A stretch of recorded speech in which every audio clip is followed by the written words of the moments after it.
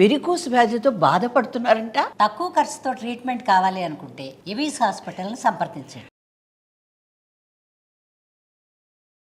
నమస్తే రమగారు. నమస్తే జయ. రమగారు, మీకు మోగ్లీ క్యారెక్టర్ గుర్తుందండి? బాబా ఫేవరెట్ క్యారెక్టర్ నాకు. అవునండి, సెన్సేషనల్ క్యారెక్టర్ అది మాత్రం మనకి. నేను ఇప్పటికీ చూస్తాను జయ. జంగిల్ బుక్ కార్టూన్ వచ్చినా చూస్తాను, సినిమా వచ్చినా చూస్తాను. అడవి మనుషులు, అడవిలో ఉండటం, అసలు వాడి చేష్టలు. కానీ ఇప్పుడు పిల్లలు చూడట్లేదు రమగారు. ఇప్పుడు పిల్లలు వీళ్ళు చూసేవి వీళ్ళంతా ఈ సూపర్ హీరోస్ చూస్తున్నారు కదా జయ. ఇప్పుడు పిల్లలంతా కత్తులు, కటార్లు, ఏవో రకరకాల ఆయుధాలు, వాడికి నుంచి అక్కడికి ఎగిరి వెళ్ళిపోవడం, ఐరన్ మ్యాన్, సూపర్ మ్యాన్, ఇంకేదో మ్యాన్ చూస్తున్నారు. ఏమో మరి ఇప్పటి పిల్లలు అంటే మేము మొగలికి ఎగిలి చూస్తాము. అదేంటి టామ్ అండ్ జెర్రీ కూడా చూస్తాను నేను. టామ్ అండ్ జెర్రీ నేను కూడా చూస్తాను. చిన్నప్పుడు చూసేవాళ్ళం, ఇప్పుడు కూడా బాగా ఇంట్రెస్టింగ్ గానే ఉంటాయి అవి. అంటే ఎవర్ గ్రీన్. కానీ అడవిలో తిరగటం, అడవిలో ఉండటం, అసలు భాష రాకపోవటం, అదే ఇలాంటి మనుషులు ఉన్నారంటారా రమ్మగారు? ఎవరో ఉండే ఉంటారు జయ. అప్పుడు ఎవరో దొరికే తోడేలు మనిషి అలాంటివి చెప్పేవాళ్ళుగా. ఇప్పుడు ఎలా ఉన్నారు మన వాళ్ళు కూడా, ఏదో ఒక సినిమా తీసినట్టున్నారు, అడవి దొంగ ఏదో సినిమా, ఏవో అట్లా ఉంటే ఉండుండొచ్చు, జరిగితే జరిగి ఉండొచ్చు. మనము అడాప్ట్ అయిపోతారు కదా, ఎవరు ఎక్కడికి వెళ్తే ఎక్కడ బతికితే అక్కడ పద్ధతుల ప్రకారం ఉంటారు అంతే. చందమామలో కూడా ఉంది అరణ్యపరమని ఈ మోగ్లీ కథ. 60s లో చందమామలో కూడా వేశారు ఇట్లా అడవి మనిషి. ఇదే కదా జంగిల్ బుక్కే. అవునా? అంత పాతది కదా అది. మనం వీడియోగా మన కార్టూన్ గా తర్వాత వచ్చింది, దానికి బేసిక్ బుక్ ఉంది. స్టోరీ ఉంది, దాని తెలుగులో కూడా రాశారు. అరణ్య పురాణం ఆ కథ పేరు. అరణ్య పురాణం అంటే సేమ్ మొగ్లీ స్టోరీయే. వాడి జంతువులతో ఉండటము, అందులో పులి, షేర్ ఖాన్ అవన్నీ ఉంటాయి. మామూలు కథే మొత్తం అదే. అలాంటిది ఒక కథ ఉంది మన దగ్గర, చెప్పండి. అటు ఇటుగా ఉన్నది. ఒక రాజ్యం ఉండేదట. ఆ రాజ్యం అంతా అరణ్యాలుగా, ఎక్కువగా చెట్లు, అడవులు, మధ్యలో చిన్న చిన్న కుగ్రామాలు అలా ఉండేది. అలాంటి ఒక కుగ్రామంలో భార్యాభర్త ఉండేవాళ్ళు. చాలా కాలం వాళ్ళకి పిల్లలు పుట్ల. ఆ ఊళ్ళో ఒక పుట్ట ఉండేది. ఆ పుట్టకి రోజు దండం పెట్టి ప్రదక్షిణ చేయగా చేయగా చేయగా ఎప్పటికో ఒక పిల్లాడు పుట్టారు. పుడితే వాడికి నాగులు అని పేరు పెట్టుకున్నారు. వీళ్ళు అరణ్యంలో పనులంటే ఏముందా, కట్లు కొట్టటాలు, ఏమో మొక్కలు సేకరించటాలు, గింజలు సేకరించుకోవటాలు, దుంపలు తెచ్చుకోవటాలు ఉండేది. ఇప్పట్లాగా పిల్లల్ని ఎవరో ఇంటి దగ్గర ఒకళ్ళు కాపాడాలి, మనం వీళ్ళ అడవిలో ఆ ధోరణి ఉండేది కాదు. డే 1 డే 2 నుంచి పిల్లాడిని చంకలో వేసుకుని వెళ్ళిపోవడమే అడవుల్లోకి. అట్లాగే పని చేసుకునేవాళ్ళు. పిల్లవాడికి అడవిలో తిరగటం అలవాటైంది. వాడికో ఏడనర్థం అలా వచ్చేసరికి వాడు ప్రతి జంతువుని గుర్తుపట్టేవాడు. 1-2 ఏళ్ళు వచ్చేసరికి హాయిగా తిరుగుతూ ఉండేవాళ్ళు. అన్ని జంతువులు ఇవి తెలుసు, పద్ధతులు తెలుసు, వచ్చే జంతువు ఏమిటో గుర్తుపట్టగలిగేవాడు. ఏవో ఒకటి కొన్ని మాటలు కూడా వచ్చినాయి వాడికి. తల్లిదండ్రి పిల్లాడు సంతోషంగా ఉండేవాళ్ళు. ఒకసారిట పెద్ద గాలి దుమారం వచ్చింది. వీళ్ళు అడవిలోనే ఉన్నారు. కొద్దిగా ఊరికి దగ్గరగా వెళ్తుండగా ఆ వచ్చిన దుమారానికి, వచ్చిన గాలికి కకావికలైపోయారు. అయితే గాలికి చెట్లు చేమలు కొట్టుకుపోయినట్టు పిల్లాడు ఎక్కడికో కొట్టుకుపోయాడు. గాలికి తోసేసింది గాలి. వాడు దొరకల వాళ్ళకి. వాళ్ళు బాగా వెతుక్కున్నారు. తల్లిదండ్రి తెగ ఏడ్చారు. ఎంత శోకాలు పెట్టినా పిల్లవాడు దొరకల. వీడు పోయి ఎక్కడెక్కడో చెట్లతోటి ఒక చెట్ల రెమ్మల్లో చిక్కుకుని ఆ రెమ్మలు ఎగిరిపోయిన వైపుకి వెళ్ళిపోయాడు. వెళ్ళి అడవిలో ఒక మధ్య భాగంలో ఒక పొదలో పడిపోయాడు. ఇక అక్కడే ఉన్నాడు. ఉంటే వాడికి తెలిసింది, నేను ఎక్కడికో వెళ్ళిపోతున్నాను, అమ్మా నాన్న ఇక్కడ లేరు, ఇది మనకు తెలిసిన ప్లేస్ కాదు. అడవి మొదటి భాగం అంతా వాడికి తెలుసు, మధ్య భాగం తెలియదు. ఇంకా చిన్నపిల్లాడే, వాళ్ళంత లోపలికి ఎప్పుడు వెళ్ళల. ఆ మధ్యలో పడిపోయి ఉండి వాడికి అర్థమైంది. కానీ ఎలా వెళ్ళాలి ఏమీ ఇంకా అంత తెలియలే. లేచి మెల్లిగా అమ్మా నాన్న అనుకుంటూ పోయేవాడేమో. కానీ బాగా చీకటి, వాన, తెరిపి లేదు. వాడికి కాసేపటికి తెలిసింది ఎవరో తనని చూస్తున్నారు. కొన్ని గంటలు గడిచిపోయాక, ఒక రోజంతా గడిచిపోయింది. ఆకలి దప్పులతోటే ఉన్నాడు పిల్లాడు. ఎవరో చూస్తున్నారు. చూస్తే దూరంగా ఒక పొదలో ఎంచి ఒక మిణుగురు పురుగుల్లాగా మెరుస్తున్న కళ్ళు కనపడుతున్నాయి వాడికి. నేను గుర్తుపట్టాడు. ఆ తోడేళ్ళని తెలుసు వాడికి. భయం వేసింది. తోడేళ్ళు పిల్లల్ని లేపేస్తాయి. వాడు అలా దీనంగా ఉన్నాడు. ఏం చేయాలో తెలియక, వాడికి తెలియటల్లా ఏం చేయాలి. పరిగెత్తి పారిపోవడానికి కూడా ఆ పొదకి చిక్కుకుపోయి ఉన్నాడు వాడు. ఆ తోడేలు అదొక ఆడ తోడేలు. అది మెల్లిగా నడుచుకుంటూ వచ్చింది. ఈ గాలికి దాని పిల్లలు కొట్టుకుపోయింది. అదొక పాలిచ్చే తల్లి. దగ్గరకు వచ్చి ఈ కనపడుతున్న పిల్లవాడిని నాలుకతో నాకి వాడిని దగ్గరకు తీసుకుంది. అది ఎప్పుడైతే తను చూసి పళ్ళు చూపించకుండా నాలుకతో నాకుతుందో వాడికి తెలిసింది ఇది ఫ్రెండ్లీగా ఉంది అని. దాన్ని మెడ కావలించుకున్నాడు. అది మెల్లిగా ఆ పొదలోంచి వాడిని బయటికి తీసుకొచ్చింది. తనతో పాటు తీసుకుపోయింది. ఇది వీడు తన పిల్లాడు కాదని తనకి తెలుసు. వీడు మనిషి పిల్లాడు, వీడి దగ్గర వాసన వస్తుంది, కానీ వీడి దగ్గర తల్లిపాలు దాగే లక్షణం ఉంది. ఇంకా ఎన్నర్థం 2 ఏళ్ల వాడే కదా. సో దాంతో ఈ పాల వాస వస్తున్న పిల్లవాడిని అది తీసుకుపోయింది తనతో పాటు. వాడికి పళ్ళు అవి ఇవి తెచ్చిపెట్టేది. ఆ తోడేలు వెనకాల పెట్టి తిరగటం నేర్చుకున్నాడు. దాన్ని మెడకరుచుకుని పడుకునేవాడు. వాడికి భయం వేస్తే పక్కన ఎవరో ఒకళ్ళు ఉండాలి తోడు. ఈమె దాంతో పాటే ఉండేవాడు. తర్వాత క్రమంగా దానికి మళ్ళీ పిల్లలు పుట్టాయి. ఆ పిల్లలతో పాటే వీడు తిరుగుతుండేవాడు. క్రమంగా మాటలు మర్చిపోయాడు. తోడేళ్ల సంజ్ఞలు వచ్చినాయి. వాసన, కదలికల్ని గుర్తుపట్టడం నేర్చేసుకున్నాడు. మరి అక్కడ అడాప్షన్ అదే కదా, అడవిలో ఉండటం వల్ల రకరకాల జంతువులతో కలిసేవాడు. ఈ తోడేలు పిల్లలతోటి, తన తర్వాత పుట్టిన పిల్లలతోటి వాడు తిరుగుతూ ఉండేవాడు. అవి కొంచెం పెద్దవైనే, తల్లి మళ్ళీ కడుపుతోంది, మళ్ళా పిల్లలు పెట్టి సీజనల్ ప్రకారం పుడతాయి కదా జంతువులు, వాటితో పాటు తిరిగేవాడు. అదొక మందలాగా ఉండేవాళ్ళు వాళ్ళంతా.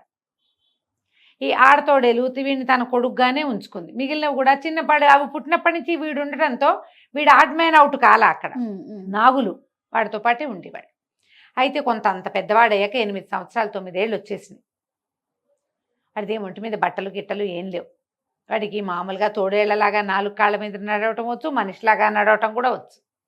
ఒకసారి అడవిలో ఆహారం తక్కువగా ఉండి తోడేలు గుంపుతో ఒక కుగ్రామం లోపలికి వెళ్ళాడు వాడు. వెళ్తే ఈ తోడేళ్ళన్నీ కోళ్ళని వాటిని పట్టుకొచ్చేసుకున్నాయి. వీడు కూడా దొరికినవేవో 1-2 తెచ్చాడు. కానీ మనుషుల్ని, బట్టల్ని, లోపలున్న సామాన్లు, గిన్నెలు, కొంతమంది మనుషులు ఒక రచ్చబండ దగ్గర కూర్చొని మాట్లాడుకుంటున్న మాటలు వినేసరికి వాడికి లీలగా తన ప్రపంచం గుర్తొచ్చి వాడు అమ్మా నాన్నని వెతుక్కోవాలనుకున్నాడు. అడవిలోంచి బయటకు వచ్చి గ్రామాల వైపుకి వెళ్ళిపోయాడు. కొద్ది రోజులు ఆలోచించుకుని అన్ని జ్ఞాపకం చేసుకుని, తనకిద్దరు ఉండాలి అమ్మా నాన్న, వాడికి తెలుసు. కొద్దిగా మాటలు కూడా వచ్చే ఉన్నాయి కదా అప్పటికి.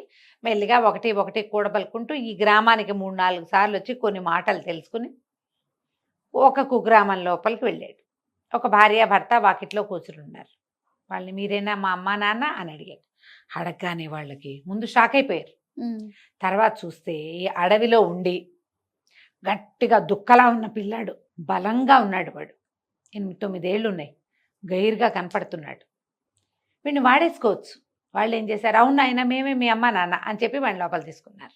తీసుకెళ్ళారు. మర్నాడు పొద్దు నుంచి వాడిని పొలం పనిలో పెట్టారు.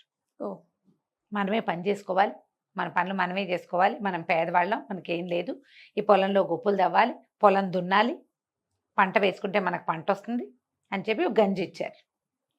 ఇప్పుడు చిన్నప్పుడు ఇంత తాగినట్టుంది, వాడికి తెలీదు.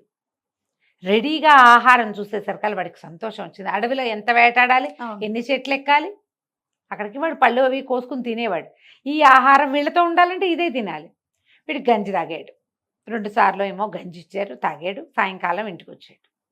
ఇంటికి వస్తే వీడికి ఆహారం వేరే వాసన వస్తున్నది ఏదో తెలుస్తోంది. వీడిని ఒక గదిలో పడుకోమన్నారు. బయట ఉన్న ఒక పంచలో ఇక్కడ పడుకోమన్నారు. వాడు బయట కూర్చున్నాడు. వాడికి వెంటనే నిద్ర రాల. అడవిలో ఎక్కడి నుంచో తోడేలు అరుపు వినపడుతుంటే లేచి కూర్చున్నాడు. తీరా చూస్తే వాళ్ళిద్దరూ కబుర్లు చెప్పుకుంటూ అన్నం తింటున్నారు. వాళ్ళు కూరలు కలుపుకుని తింటున్నారు. తను తాగింది వేరు, వీళ్ళు తినేది వేరు. ఆవిడేమంటోంది, ఆడ మనిషి అంటోంది, దుక్కలా ఉన్నాడు కుర్రాడు, శుభ్రంగా వాడేసుకోవచ్చు వీడిని, ఏముంది మన బిడ్డే అంటే చాలు, వాడికి ఇంకేం చేయక్కర్లే, మనతో పాటు ఉంచుకుంటే హాయిగా పనిచేస్తాడు, గంజితో సరిపోతుంది. వాడు ఎట్టాగో అడవిలో ఉన్నవాడు, వాడికి ఏం కావాలి, పళ్ళు కాయ అవి కోసుకుని తినేస్తాడు, ఏవో దుంపలు ఏరుకుని తినేస్తాడు, వాడికి అలవాటేగా. ఓ చెంబడి గంజి పోస్తే చాలు, అన్నం వాచేసి గంజి వాడి పోస్తే అన్నం మనం తినే అనగానే వాడికి తెలిసిపోయింది, అమ్మో వీళ్ళు నన్ను మోసం చేస్తున్నారు. అక్కడి నుంచి బయటికి వెళ్ళిపోయాడు. ఇంకో గ్రామానికి వెళ్ళాడు. వీడు ఇంకో గ్రామానికి వెళ్తే ఓ భార్య భర్త కూర్చుని కనపడ్డారు. వాళ్ళు కొంచెం పెద్దవాళ్ళు, ఒక 50 ఏళ్ళు అలా ఉంటాయి, కాస్త పెద్దవాళ్ళు. పిల్లలు పెద్దవాళ్ళు అయ్యి ఫ్యామిలీని వదిలిపెట్టి వెళ్ళిపోయారు. ఇప్పుడు పిల్లలంతా కలిసి ఉండే ఇళ్ళు ఏం కావు అవన్నీ, ఇద్దరిద్దరు మనుషులే ఉన్నారు, ఆడా మగ. వీడు మీరేనా మా అమ్మ నాన్న అని అడిగాడు. అడిగేసరికి వాళ్ళకి తెలిసింది వీడికి ఏదో వచ్చింది ప్రాబ్లం అని. సరే బాగా కనుక్కుంటే వీడు అడవిలో నుంచి వచ్చాడని తెలుసుకుని వాడిని ఇంట్లో ఉంచుకున్నారు. ఇంట్లో ఉంచుకుని మెల్లిగా చిన్న పనులు చేయించడం మొదలుపెట్టారు. అన్ని పనులే. 2 రోజులు 3 రోజులకి వీడికి తెలిసింది, వీళ్ళు కూడా నన్ను పని చేయిస్తున్నారు, వాళ్ళు వేరే పదార్థాలు తింటున్నారు కానీ నాకు అవి పెట్టట్లేదు. అయితే మీరు మా అమ్మ నాన్న కాదు, నేను వెళ్ళిపోతానన్నాడు. కానీ మొదటివాడు అంత గట్టివాడు కాదు, వీడు బాగా గట్టివాడు. వీడు ఈ కుర్రాన్ని 2 దెబ్బలేసి, ఈ నాగుల్ని ఎక్కడికి వెళ్తావు, పని చేస్తానని ఒప్పుకుంటే కానీ గదిలోంచి బయటికి రానివ్వనని చెప్పి ఓ గదిలో వేసి తలపేసేసాడు. వీడు అర్ధరాత్రి దాకా కూర్చున్నాడు, ఏం చేయాలో తెలియక. అర్ధరాత్రి వాడికి తోడేలు అరుపు వినపడింది. దూరంగా ఉన్న వినిపిస్తుందిగా వాడికి. వాడేమనుకున్నాడు, ఓహో ఇదే కరెక్ట్ అని ఇక తోడేలాగా అరవడం మొదలుపెట్టాడు. ఈ ఇంట్లో వాళ్ళు హడిలిపోయారు. వీడు అరుపులకి నాకు హెల్ప్ చేయండి అని అరుస్తున్నాడు. వాడు ఎలా అరుస్తున్నాడు వీళ్ళకేం తెలుసు, తోడేళ్ళు అరిపే తెలుసు.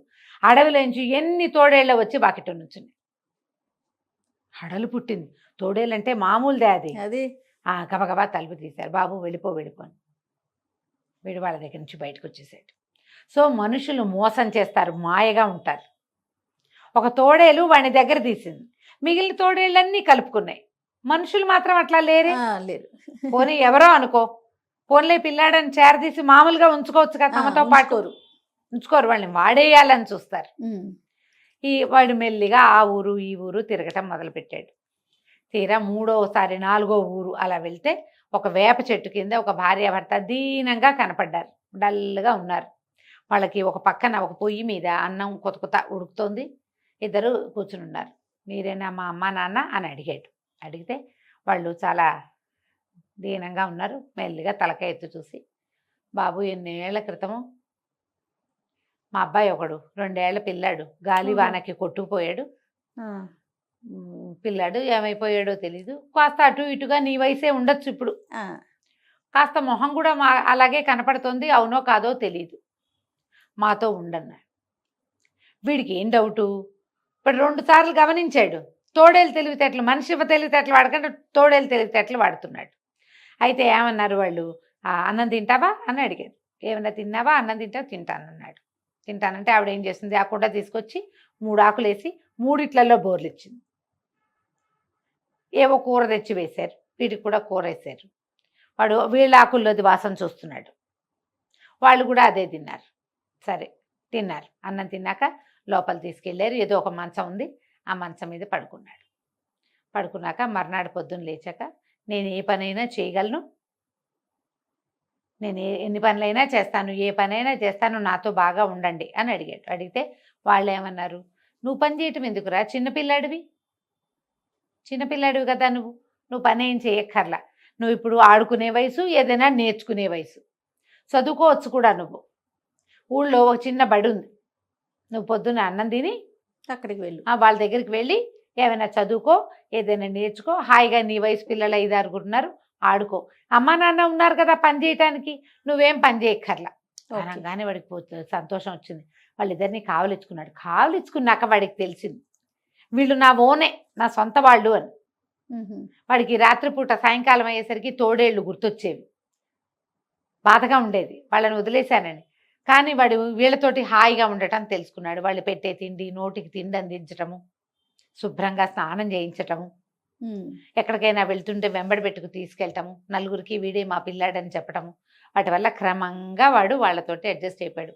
రాత్రిపూట తోడేళ్ల గుంపు మందది అరుపులు వినపడ్డప్పుడల్లా మా అమ్మ కూడా ఇక్కడే ఉంది వీళ్ళలో అని గుర్తు చేసుకునేవాడు. కానీ క్రమంగా వీళ్ళ దగ్గరుండి మనిషి పిల్లవాడిలాగా ప్రవర్తించడం అన్నీ నేర్చుకున్నాడు.